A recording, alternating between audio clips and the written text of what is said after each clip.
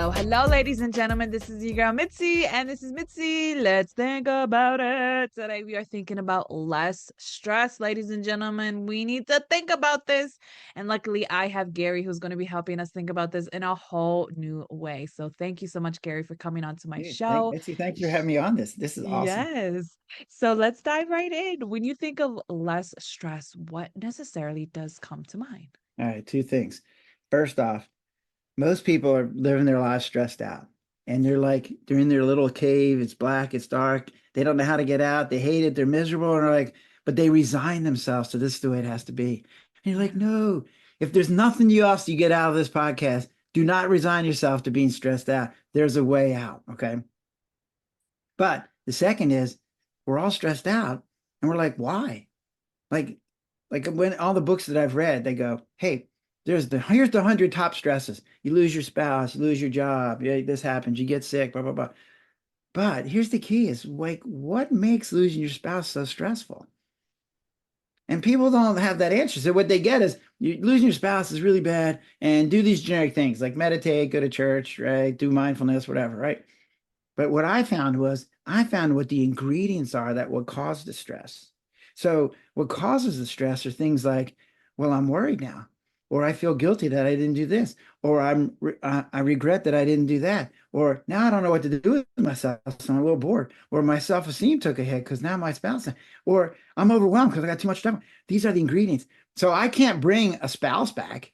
I can't say, magic, I have magic fingers and a spouse comes back to life, Yeah. but I can help you with your worry and your guilt and your regret and feeling overwhelmed. Those are things I can do something about. So I can take the worst stress in your life and bring it down to some place where you can tolerate it. But then you had to know, so what's worry? So I'm a primary care doctor. I retired a year and a half ago. Yay. Yay. That's chapter number 7, retired. No, I'm just kidding. Um, so here's what I learned. As a primary care doctor, I'm used to writing prescriptions for people that have high blood pressure and diabetes. And I go, hey, here's this really good prescription. It'll lower your pulse. It might have a little bit of side effect, but it'll make your blood pressure go down. It's great medicine, right? And if it has a side effect, we'll figure that out, right? But when I took that and said, hey, that idea that something could be really good, but it could have a side effect, then I'm like, wait, that's humans, right? So we have these incredible abilities. So we can have the ability to envision the future. We can go, oh, tomorrow we're going to do this. In November, this episode is going to get released, whatever, right? But it has a side effect, and that's we have to worry about it. And you're like, wait, what? So what we hear is we could do what psychologists tell us, say, well, just live for today. And you're like, well, that'd be awesome. I'd love to do that. That'd be great. Then I wouldn't worry anymore. And you're like, you're right. It would make the side effect to go away, but then you'd also lose your skill. So now you don't get to envision the future. And I'm going to tell you now, as a human, it's impossible to not have future. Like you can't not. Like we spend a lot of time in the future. Tomorrow we're going to do this. Later today I'm going to do that. Next week I'm going to go. I'm going to be in Wisconsin in like 3 weeks. It's like yeah, like you have to live because there are humans that can't envision the future. Yeah, So my yeah, 1-year-old grandson can't envision the future. yeah, So guess yeah. what? He doesn't worry. I can just envision him at the breakfast table eating his bananas, right? And he's like, Dad, who's paying for college? And you're like, Exactly. 1-year-olds don't do that because they can't, right? Yes, But they're exactly. also not successful, so you have to take care of them because they can't envision the future. So they can't figure out, oh, we got to save some money. So when you get old enough and you want to go to college, right? So he needs adults to do that because they have the ability to envision future. And I'm a doctor, so I'm at the other end of the spectrum where I see demented patients, and they Mm, used to have the skill, but now they've lost it. So they're at yeah, a nursing home because they need to be taken care of, but they don't yeah. worry. So they don't go, oh, who's going to pay for the nursing home next week? It's really expensive here. That doesn't come up because they don't have that skill. So they don't have the side effect. So the idea of my book is, well, here's the skill, here's the side effect, and here's some tools to get rid of the side effect and keep the skill. Because I don't want to just live for today. I like being living in the day idea, but I want to be able to live in all three of my tenses. I want to be able to live in the past and in the future and in the present and enjoy all three of them.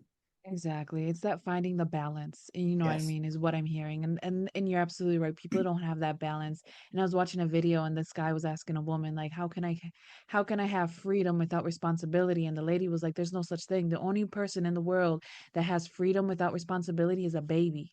because they are the ones that are only be able to free to do whatever they want with no responsibility attached to it. But everyone else on earth, well, who's grown, is has that they need to have that responsibility attached to it. And there's always that good stress and that bad stress. You know what I mean? That good stress is that, oh, you're working and you have a goal, but you're doing really good. You know what I mean? That's the type of good stress, that how I see it. But a bad stress is like you're over, like how you were talking about your spouse died, and you're stressed out because how are you going to do this, how are you going to do that. Well, that's bad stress because it's not stress that needs to be focused on right now and in the moment. And I think people really need to rationalize, like, where's my focus, where is it leading me and directing me? Because you, like you said, you can live in the past and you can have it to remind you of the good things and remind you of the lessons learned and all those things, and then the future to prepare you of what you want, prepare you of what's to come. And then in the now, you have the responsibilities of what you have to do: take a shower, brush your teeth, go to the bathroom, eat, you know what I mean, those little things. But it's like these little stresses truly do add up if you don't know how to manage your time and don't know how to have that balance. So I guess it leads me to my next question: do you think time management is another key aspect into finding the balance with stress? Yes, absolutely. Wow. So here's what I see. Like I'm working on this program, and one of the skills, one of the things that people need to reduce their stress is the word I use is called reserve. And it's like what I see are people that are living paycheck to paycheck. They have no reserve. So if something comes up, like they get a flat tire and the tire is going to cost $300 and they don't have $300 in their checking account. I'm like, wait, what? So you're living your life on the edge and with no reserve. Man, what a bad place that is, because now everything becomes a big deal.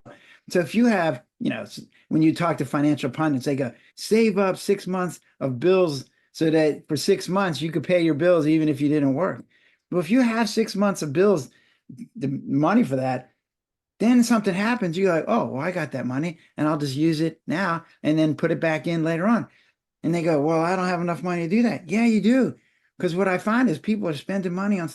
I was talking to a client the other day and they're like, I don't have enough money to pay you to help me, right? So she had this, her boss yells at her and she hates it and she's ready to quit.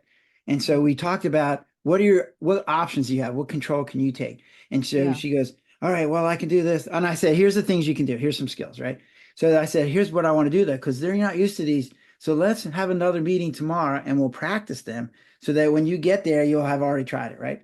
She goes, so the next day she calls, she's like, I can't do it because I can't afford you. And I'm like, all right, fine. And trust me, I'm not doing this for money because I'm retired, so I don't care, right? Yeah. 2 days later, her boss yells at her. She yells back and gets fired. And I'm like, so then she calls me back and she's like, I didn't do what you said. I guess, right? Yeah. And I'm like, well, she goes, but I don't have enough money for you. And I'm like, well, what do you mean you don't have enough money? I go, well, she goes, well, I'm more living paycheck to paycheck. And I go, well, wait, you told me that you vape, right? And she goes, well, yeah. And I go, well, how much money do you spend on vaping? And she goes, I don't want to tell you. And I go, yeah, bet not, right? Because what you find is that people are prioritizing money in certain places and not in other places. And you're Exactly. like, wait, like if you just didn't vape and you took the money, like I was down to my stepson's and he's vaping and it's costing him, I don't know, $100, $200 a month, right? If if you took $200 a month for a year, that's $2,400. What? Yeah.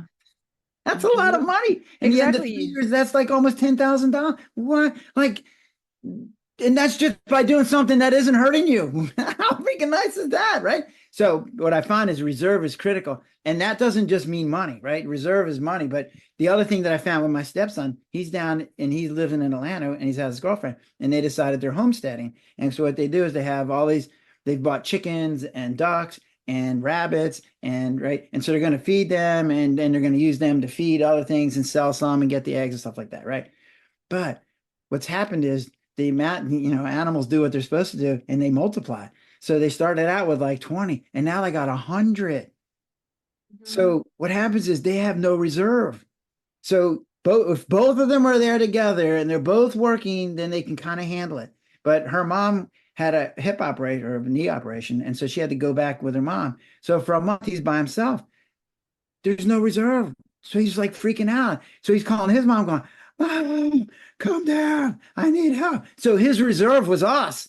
So we came Yeah. down and helped him out. Great. Not everybody has that. So what you No. have to do is go. So we've been saying to them, dude, you have no reserve in your life. You need to shrink down what you're doing because there's too much there. There's no extra. So there's nothing going on there. Yes. And we see this in Yeah. healthcare all the time too. We get to be honest, you can put that in any situation, in any scenario. Yes. People don't feel like, oh, I can't work out. I don't have enough time. Well, technically you Yes. do. You just got to wake up. Oh, I can't call my mom. I don't have enough time. Oh, well, technically you do. You could call her on the phone while you're driving to work, or you call her in between your breaks. You know what I mean? There's always something, but it's like there's always excuses. People have plenty of excuses to not do what they should be doing because they're focusing on comfort. They're focusing on just having fun. They're living that YOLO lifestyle, FOMO lifestyle. Oh, I'm gonna miss out. Like, no, you're missing out on what's important. You're missing out on the realness of life. The realness of life is stress. You know what I mean? But to be able to manage that stress is to actually handle it and see it for the bigger picture that Yeah. what it is and see, okay, how can I deal with this right now? You know what I mean? Like for instance, the homesteading, you know what I mean? The best way to do it is just let people know in his neighborhood, like if they have like young kids, 16, 17-year olds, that tell them they can work on his farm or work on his land for a little bit to help build some life skills. You know what I mean? Like if I lived out in the country and there was a farmer a couple miles down, I would ask them, "Hey, my sons are young, but they need the life skills. Can they help on the land for free so that they can gain that life skills?" You know what I mean? That Mhm. right there is an opportunity to spread it out. But like people don't realize when you talk and communicate and you let people know what your plan is, what your goal is, what's the situation that people can understand because you like you said earlier, not everybody has a backup. You know what I mean? People Mhm. be like, "Oh, well my parents are there, but what if they died?" You know Mhm. what I mean? Then who do you have? Oh, well, my uncle and aunt. What if everybody died that's older than you? What do you have for you? How can you grow up? How can you be the woman that you need to be? How can you be the man that you need to be? That's the thing that people don't really think about. Mhm. And like for instance, my father-in-law just died just on Monday, Oh, well, I'm and sorry to yeah, hear that. yeah, it was really hard for us. And then my husband's nephew, he's just like, "Oh, I don't know what to do." He's still very young at heart. And then I'm just like, "What is he gonna do if his mom actually dies and his grandmother died and you were to die? How would Mhm. he actually stay?" He looks like he's like a Bambi. You know what I mean? A little baby deer, barely Yeah. able to walk, and he's just a year younger than me. And I can't fathom it. You know what I mean? Because like Yeah. I've been paying bills, I've been taking care of myself for since I was 17 years old, managing my own life. Mhm. And he is just a year younger than me, and he still lives off his mom. He still lives off of everybody else.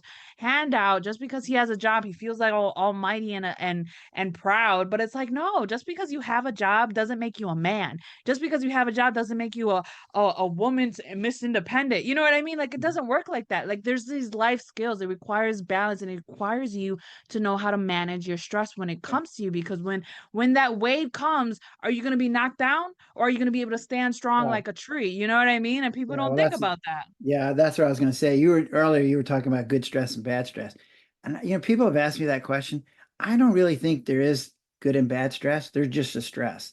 And how you Right? react to it makes it good or bad. That's There the you problem. go. So I've had a lot of bad things happen to me that you would call bad stress, but in the end, because of the way I reacted, they actually ended up being better for me. So there are things that happened that, like my license got threatened and it made me make some decisions that now have made it so I can retire easier because I worked my ass off to make sure that I always had enough reserves that if something else happened, blah, blah. So sometimes when you see something that you think of as bad, it's how you react to it.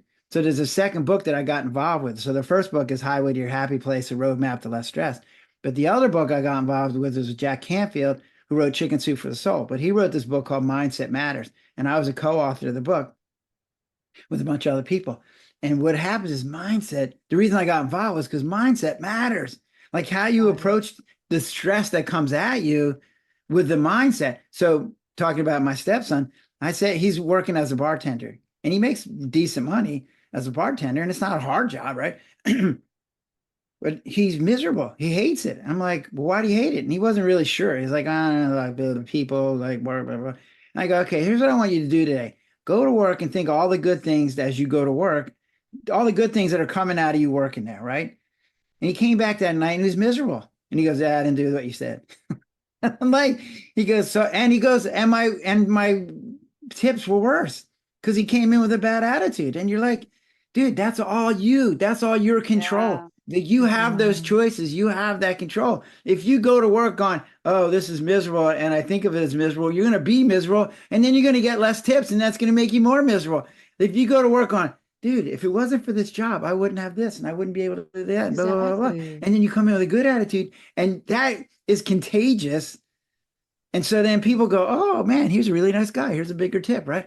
And you're like, and then you come home going, oh, wasn't that a nice day, right? I felt good. And then I Yeah. think good things happen. So mindset plays a huge role. Well, absolutely. I believe it 110% because oh my goodness, people truly do have life get thrown at them, but they still have a kind heart. They still have a soft heart. They still have this gratitude within them. And it's like we really have to focus on what we're focusing on. You know what I mean? If all you're focusing is in the negative, then that's all you're gonna see, that's all you're gonna feel. And it really takes a toll on our heart. It takes a Yes. toll on our body, it takes a toll on our well-being. So when you keep on saying reserve, reserve, we have to really reserve our gratitude for those times that are hard. Like, you know what? My father-in-law just died, but I still have work, and I'm grateful for the fact that I have work. I'm grateful for the fact that I have somebody to talk to. I'm grateful for the fact that I'm not living this life alone. I'm grateful, you know what I mean? Every little Yeah. thing, like I'm grateful for a roof over my head. I'm Oh grateful no. for food. You know what I mean? Go back to the fact that Yes. you are grateful for the fact that your limbs are moving and you are able to move your body. Like that's something gratitude. Like even having those gratitudes in reserves will help you in those times of harsh because it helps you realize like you know what it truly is my frame of mind because somebody can go to side by side experience the same experience of death and turmoil but unless their mindset is not in that frame of mind of pulling out their reserves then they're not never going to have that understanding of like you know what this stress doesn't make me it doesn't impact me in a way where it shoots me down, but it builds me up. It's just another thing on under my belt. Like for some reason, people are talking about how there's two types of millennials. How one are like, oh, why is this happening to me? Why is this happening to me? Why are we going through all of these hardships? And then the other ones are like, oh, bring it on! I'm ready to go. You know what I mean? So it's just like it's just those type of people. Like we have to realize, like we have to have that spirit of just like, okay, I'm ready for anything that comes from me because I know it would make me better. And people don't realize context builds character. And if we have the context in life, then it builds our character so that we can move forward in a manner that helps us persevere in life and endure whatever that comes out of us. And people don't realize that context also prevents us from judgment. So we no longer judge other people for going through certain things and managing certain things in a way that you wouldn't go through because with that context you have and you're like, you know what?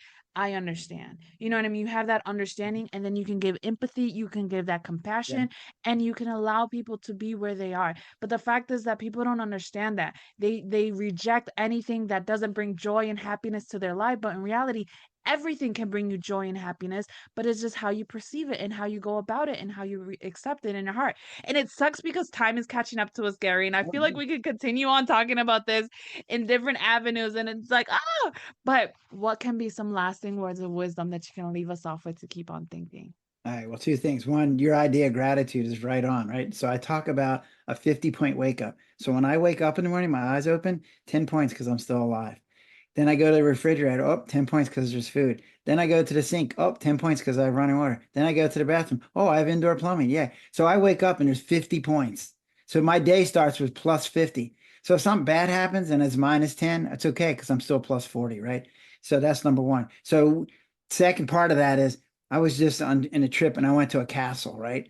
And I'm like, wow, this is beautiful. But then I started looking, I'm like, you know what? This castle doesn't have air conditioning. It doesn't have electricity. It doesn't have a phone. When the king was there, he had to ride around in a carriage with a couple horses. Like I got to ride in a car. What? Like the stuff that we have today is mind-blowingly amazing. In my little humble abode, I have more creature comforts than the king of Germany had a couple hundred years ago. But we don't realize that. We don't take it, and that's where gratitude comes in, right?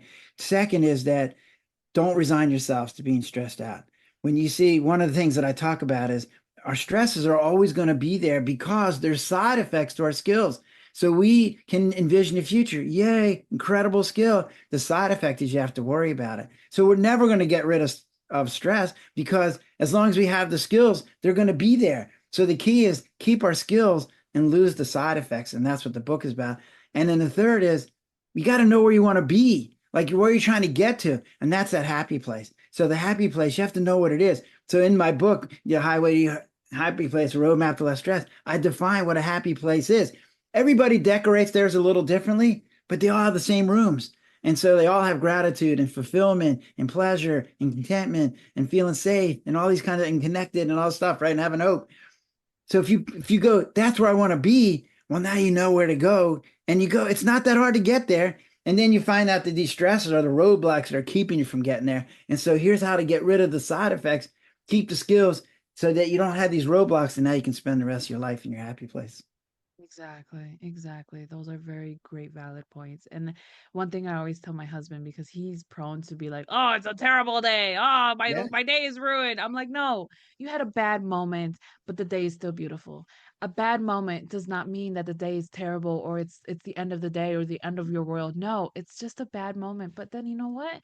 You can keep going because there's other great things that happen throughout the day. We did this, we did that, we did this. So continue on forward. So yes, to have that attitude, to have that frame of mind truly does embark us in a journey to like just a better life. Like you can breathe into having that point system. Yeah, if my husband would have that point system, he'd be like, okay, well, 10 points off, but at least I can Yeah, keep that's going. right. You You know still what I got mean? Like 40. I need to tell him about this point system so that he can start thinking about it differently. Because yes, people really need to start thinking about this differently. And ladies and gentlemen, if you enjoy this conversation, because how could you not, right? How could you not? Please go check out Gary. I have his website on my website. Even if you're on listening on audio or on YouTube, in the description, you'll find access to his website. Boop, go right there. Find all the great content that he has to offer the world so that we can continue on thinking. Ladies and gentlemen, that is the point, to continue on thinking. So, with that being said, bye.